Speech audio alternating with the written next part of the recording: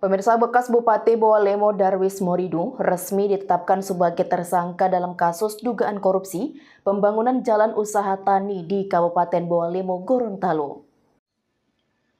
Bekas Bupati Bawalemo Darwis Morido resmi ditetapkan sebagai tersangka dalam kasus dugaan korupsi pembangunan jalan usaha tani di Kabupaten Bawalemo, Gorontalo.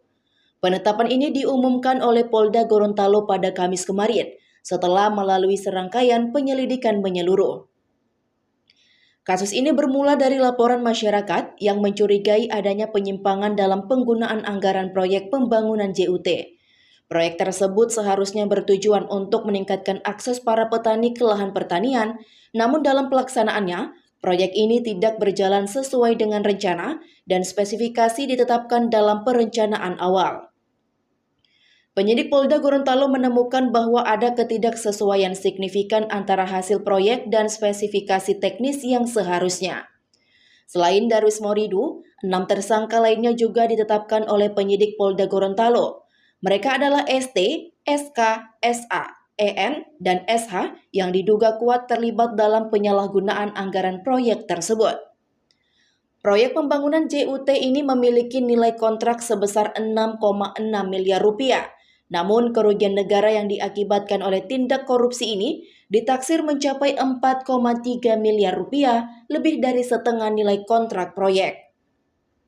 Dalam proses penyelidikan, penyidik berhasil menyita sejumlah barang bukti, termasuk uang tunai senilai 525 juta rupiah dan 1 buah rumah bersertifikat.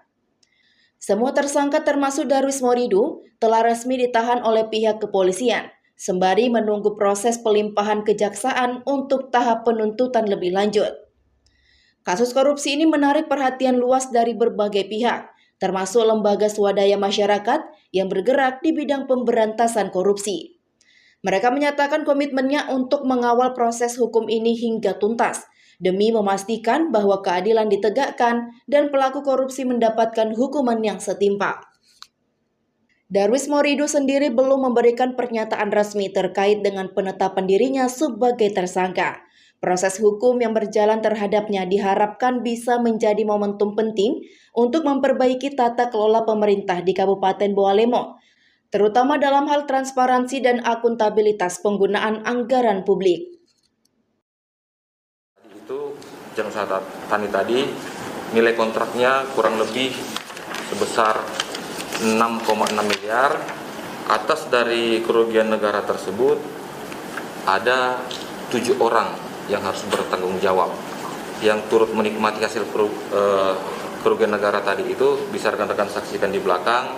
Inisialnya SH, kemudian ada Haji DM, kemudian EN, kemudian AS, kemudian SK, kemudian SA, dan satu lagi ST yang menjadi tersangka. Ayo dukung kami dengan cara like, share, komen, dan subscribe di akun BITV agar tidak tertinggal berita terupdate lainnya. Saya Kiki Anggriani, mewakili kru yang bertugas. Pamit undur diri, terima kasih dan sampai jumpa.